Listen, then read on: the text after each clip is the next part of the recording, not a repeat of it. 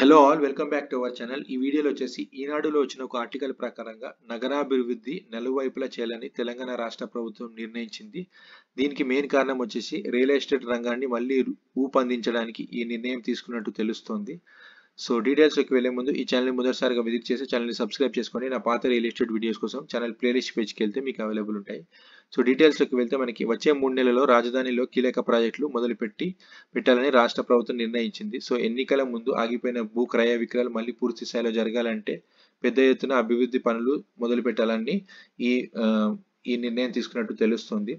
ఓవరాల్గా చూసుకుంటే మనకి ఎన్నికల ముందు ఉన్న రియల్ ఎస్టేట్ భూమి అనేది ఇప్పుడు తగ్గిపోయింది. సో ఈ ఆర్టికల్ అదే ఎక్స్ప్లెయిన్ చేస్తుంది. సో ఓవరాల్గా చూస్తాం మనకి నగరం నలువైపులా కొన్ని కొత్త కీలక ప్రాజెక్టులు శంకుస్థాపన చేయాలని ఉద్దేశంలో ముఖ్యమంత్రి రేవంత్ రెడ్డి అధికారులను పరుగులు పెట్టిస్తున్నారని ఈ ఆర్టికల్ చెప్తుంది. సో మెయిన్గా మనకి ఫార్మా సిటీ, గ్రీన్ సిటీతో పాటు మెట్రో, మూసీ శుద్ధీకరణ ప్రాజెక్టులు అధికారులు నివేదికలు తయారు చేయాలని హడావిడిలో ఉన్నారు. 4-5 నెలల కిందట ఉన్న మనకి రియల్ ఎస్టేట్ భూమి అధికంగా ఉండే మనకి మెయిన్గా అపార్ట్మెంట్స్ కానీ తర్వాత స్థల కొనుగోలు పెద్ద ఎత్తున జరిగేటి. ఇప్పుడు ఎన్నికల షెడ్యూల్ ప్రకటించిన తర్వాత మనకి అది రియల్ ఎస్టేట్ రంగంలో పెద్ద ఎత్తున క్రయ విక్రయాలు జరగలేదు. దాని తర్వాత మళ్ళీ ఇప్పుడు చూసుకుంటే మనం కొత్త ప్రభుత్వం ఏర్పాటైన తర్వాత కూడా నెల రోజులైనా కానీ రియల్ ఎస్టేట్ రంగం పుంజుకోలేదు. ఈ నేపథ్యంలోనే తెలంగాణ రాష్ట్ర ప్రభుత్వం నిర్ణయం తీసుకున్నట్టు తెలుస్తుంది. సో అభివృద్ధి ప్రాజెక్టులను మొదలు పెట్టాలని రేవంత్ రెడ్డి ప్రభుత్వం నిర్ణయించింది. ఇందులో భాగంగా నగరాభివృద్ధి పట్ల చేపట్టే ప్రాజెక్టులో ఇప్పటికే ముఖ్యమంత్రి రేవంత్ సమీక్షిస్తున్నారు. అతిపెద్ద ప్రాజెక్ట్ అయిన గ్రీన్ సిటీ అంతర్జాతీయ ప్రామాణిక త్వరగతిలో మొదలు పెట్టాలని సర్కారు యోచిస్తోంది. సో కందుకూరి ఆచార్య మధ్య ఉన్న ఫార్మా సిటీ కోసం మనకి తీసుకున్న ల్యాండ్ అక్వైజిషన్ చూసుకుంటే 19,000 ఎకర్స్ ల్యాండ్ అనేది అక్వైర్ చేశారు. సో ఈ ప్రాజెక్ట్ చివరిలో 3 క్లస్టర్ ప్రారంభించాలని సర్కార్ నిర్ణయించింది. సో 3 క్లస్టర్లుగా మనకి డెవలప్మెంట్ అనేది చేయబోతున్నారు. సో ఇది 3,000 ఎకరాలలో ఏర్పాటు భూమి అన్వేషణ మొదలు పెట్టారు. ఇక్కడ ఫార్మా రంగానికి కాకుండా దానికి అనుబంధించిన రంగానికి కూడా అభివృద్ధి చేయాలని ప్రణాళిక రూపొందించారు.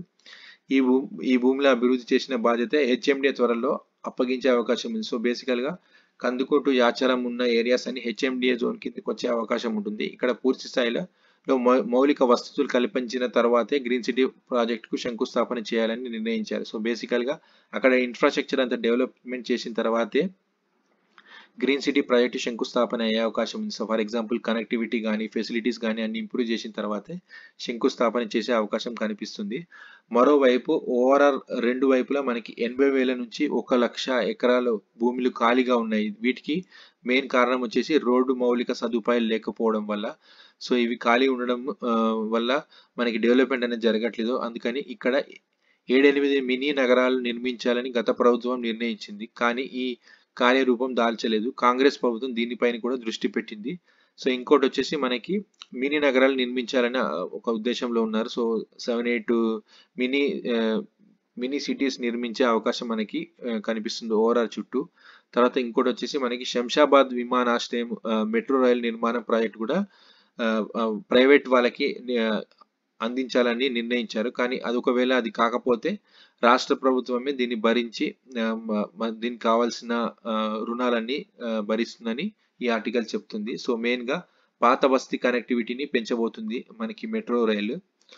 సో ఇంకా మూసీ శుద్ధీకరణ గురించి కూడా మనకి గుజరాత్లో చేసినట్టుగా ఇక్కడ చేయాలని ఒక నిర్ణయం తీసుకున్నట్టు రాష్ట్ర ప్రభుత్వం నిర్ణయం తీసుకున్నట్టు తెలుస్తుంది. సో ఓవరాల్గా చూసుకుంటే మనకి కొత్త ప్రభుత్వం అనేది 4 వైపులా డెవలప్మెంట్ చేయాలనేది ఒక నిర్ణయానికి వచ్చినట్టు మనకి ఈ ఆర్టికల్లో చెప్తున్నారు.